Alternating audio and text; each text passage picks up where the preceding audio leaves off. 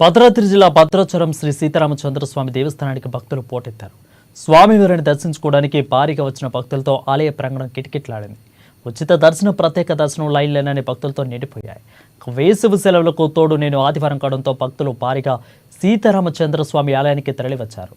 ఆలయ ప్రాంతం భక్తులతో కెక్కించిపోవడంతో సర్వదర్శనానికి 3 గంటల సమయం, ఉచిత దర్శనానికి 2 గంటల సమయం పడుతుంది. ఇక ప్రధాన ఆలయంలోకి లక్ష్మణ సమేత సీతారాముల విశేష అభిషేకం నిర్వహించిన ఆలయ అర్చకులు భక్తుల రద్దీ దృష్ట్యా ప్రత్యేక అర్చనలు, పూజలు నిలిపివేశారు.